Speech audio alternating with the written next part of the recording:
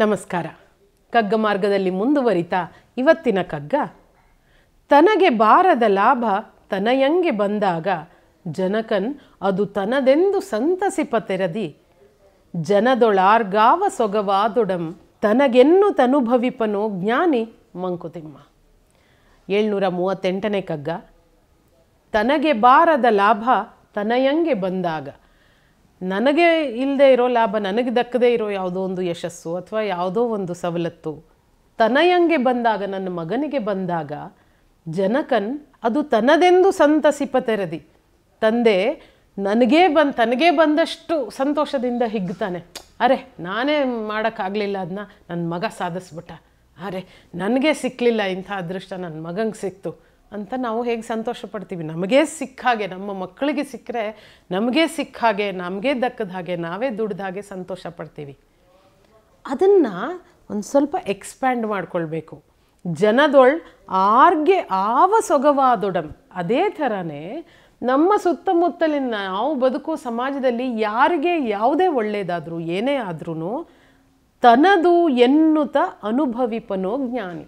ಆ ಸಂತೋಷವೆಲ್ಲ ತನಗೇ ಆಗಿದ್ದು ಅಂತ ಸಂತೋಷ ಪಡೋನು ಜ್ಞಾನಿ. ಬರೀ ನಾನು ನನ್ನ ಮಕ್ಕಳು ಅವ್ರ ಮಕ್ಳಿಗೆ ಮಾತ್ರ ಸಂತೋಷ ಪಡೋದಲ್ಲ, ನನ್ನ ಸೊಸೈಟಿಯಲ್ಲಿ ಯಾರಿಗೆ ಒಳ್ಳೆಯದೇ ಆದ್ರೂ ಅದು ತನಗೇ ಆದ ಹಾಗೆ ಸಂತೋಷ ಪಟ್ಬಿಟ್ರೆ ನಮ್ಮ ಸಂತೋಷ ಎಷ್ಟು ಮಡಿ ಹೆಚ್ಚಬಹುದು ಅಂತ ಊಹೆ ಮಾಡ್ಕೊಳ್ಳಿ. ಇದು ಸಾಧಿಸೋದಕ್ಕೆ ಕಷ್ಟ ಆಗೋದು ಯಾವಾಗ ಅಂತ ಅಂದರೆ, ಬಹುಶಃ DVJ ಅವರ ಕಾಲದಲ್ಲಿ ಯಾರೋ SLC ಕಟ್ಟಿರೋ ಮಕ್ಕಳು ಇದ್ದಾರೆ. ಯಾರ್ಯಾರಿದ್ದಾರೆ ಅಂದರೆ, ಎಲ್ಲೋ ನಮ್ಮ ಬೀದಿಲಿ ಅಲ್ಲಿ ಇಲ್ಲಿ ನನ್ನ ಮಗನ ಜೊತೆ ಒಂದು 3-4 ಜನ ಇದ್ದಿರಬಹುದು. ಅಥವಾ ಯಾರಿಗೆ ಕೆಲಸ ಸಿಕ್ತು ಅಂತ ನೋಡ್ಕೊಳ್ಳೋದಾದರೆ ನನ್ನ ಮಕ್ಕಳು ಜೊತೆಗೆ ಇನ್ಯಾರೋ ಅಲ್ಲಿ ಇಲ್ಲಿಯವರು ಇರಬಹುದು. ಇವತ್ತು ಹಾಗಲ್ಲ, ಇಡೀ ಜಗತ್ತು ಒಂದು ಪುಟ್ಟ ಹಳ್ಳಿ ಆಗೋಗಿದೆ. Global village concept. ನಾವು ಸೋಷಿಯಲ್ ಮೀಡಿಯಾದಿಂದ ಪ್ರತಿಯೊಬ್ಬರ ಸಕ್ಸಸ್ಸು, ಪ್ರತಿಯೊಬ್ಬರ ಮೇಲೆ ಹೋಗುವಿಕೆ, ಪ್ರತಿಯೊಬ್ಬರ ಸಾಧನೆಗಳು ಎಲ್ಲವೂ ನಮ್ಮ ಕಣ್ಣಿಗೆ ಬಂದು ಬೀಳ್ತಾನೆ ಇರುತ್ತೆ. ನಮ್ಗೆ ಇನ್ಫ್ಯಾಕ್ಟ್ ಕಣ್ಣಿಗೆ ಬೀಳೋದು ಅದೇ, ಅವುಗಳು ಮಾತ್ರನೇ. ಪ್ರತಿಯೊಬ್ಬರೂ ಅವರ ಸಾಧನೆಗಳನ್ನು, ನಾವು ಸಾಧಿಸಿದ್ದನ್ನು, ಪಡೆದ ಅಂಕಗಳನ್ನು, ಪಡೆದ ಕೆಲಸಗಳನ್ನು, ಪಡೆದ ಪ್ರಮೋಷನ್ಗಳನ್ನು ಅಥವಾ ಮಾಡಿದ ಕಾರ್ಯಕ್ರಮಗಳನ್ನು ಎಲ್ಲವನ್ನೂ ಶೋಕೇಸ್ ಮಾಡ್ಕೊಳ್ತೀವಿ ನಾವು ಇವತ್ತು ಸೋಷಿಯಲ್ ಮೀಡಿಯಾ ಜಗತ್ತಿನಲ್ಲಿ. ಸೊ ನಾವು ಆ ಜಗತ್ತಿಗೆ ಹೋಗ್ತಿದ್ದಾಗೆ ನಮಗೆ ಕಣ್ಣಿಗೆ ಕಾಣೋದೆಲ್ಲ ಸಾಧನೆಗಳ ಇನ್ನೊಬ್ಬರದ್ದು. ಹೊಟ್ಟೆ ಕಿಚ್ಚು ಪಡೋದಕ್ಕೆ ಅಥವಾ ಅವ್ರಿಗಾಯಿತು ನನಗಾಗಲಿಲ್ಲ ಅಂತ ನನ್ನನ್ನು ನಾನು ಕಡಿಮೆ ಮಾಡ್ಕೊಳ್ಳೋಕ್ಕೆ ಅದೊಂದು ವೇದಿಕೆ ಆಗಬಹುದು. ಆದರೆ ಈ ಪರಿಪ್ರೇಕ್ಷೆಯಲ್ಲಿ ನೋಡಿದ್ರೆ, ಈ ದೃಷ್ಟಿಕೋನದಲ್ಲಿ ನೋಡಿದ್ರೆ, ಅರೆ ಇವ್ರು ಹೀಗೆ ಮಾಡ್ತಾಯಿದ್ದಾರೆ, ಅವ್ರು ಹಾಗೆ ಮಾಡ್ತಾಯಿದ್ದಾರೆ, ಇವ್ರು ಇಂಥದ್ದೊಂದು ಕಾರ್ಯಕ್ರಮ ಏರ್ಪಡಿಸಿದ್ರಂತೆ, ಅದರಿಂದ ಎಷ್ಟು ಜನಕ್ಕೆ ಲಾಭ ಆಯಿತು ಅಂತ ನಾವು ಮುಕ್ತವಾಗಿ ನಿಸ್ಪೃಹತೆಯಿಂದ ಇನ್ನೊಬ್ಬರನ್ನ ಅಪ್ರಿಷಿಯೇಟ್ ಮಾಡೋದಕ್ಕೆ ಕಲಿತ್ರೆ, ಹೊಗಳೋದಕ್ಕೆ ಕಲಿತ್ರೆ, ಬದುಕು ಬೇರೆದೇ ಥರನಾಗಿ ಕಾಣಿಸೋದಕ್ಕೆ ಶುರುವಾಗ್ಬಿಡುತ್ತೆ. ಜಗತ್ತಿಗೂ ನಾವು ಇನ್ನೊಂದೇ ಥರನಾಗಿ ಕಾಣಿಸೋದಕ್ಕೆ ಶುರು ಮಾಡ್ತೀವಿ. ಇದನ್ನು ನಾನು ಎಷ್ಟೋ ಬಾರಿ ಅಪ್ಲೈ ಮಾಡಿದ್ದೀನಿ.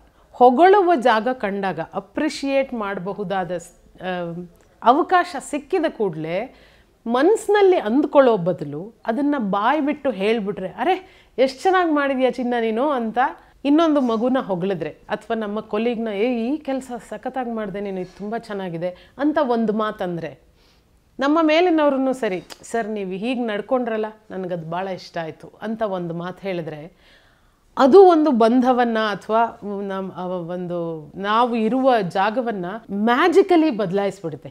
ಸುಳ್ಳು ಹೊಗಳಬೇಕು ಅಂತ ಹೇಳ್ತಾ ಇಲ್ಲ ನಾನು, ಅಥವಾ ಯಾರಿಗಾದ್ರೂ ಪೂಸಿ ಹೊಡಿಬೇಕು ಆ ಥರ ಹೇಳ್ತಾ ಇಲ್ಲ ನಾವು. ಎಲ್ಲಿ ಹೊಗಳುವ ಸಾಧ್ಯತೆ ಇರುತ್ತೆ, ಎಲ್ಲಿ ಒಂದು ಒಳ್ಳೆ ಮಾತಾಡುವ ಸಾಧ್ಯತೆ ಇರುತ್ತೆ, ಅಲ್ಲಿ ಮುಕ್ತವಾಗಿ ಅದನ್ನು ಹಿಡಿದಿಟ್ಕೊಳ್ದೆ, ಅಯ್ಯೋ ಇವಾಗ ಇವಳು ನೀನು ಚೆನ್ನಾಗಿ ಮಾಡ್ತೀಯ ಅಂದರೆ ನಾನು ಚೆನ್ನಾಗಿ ಮಾಡಲ್ಲ, ನಾನು ಸೋತೆ ಅನ್ನೋ ಇದು ಬಂದ್ಬಿಡುತ್ತೆ.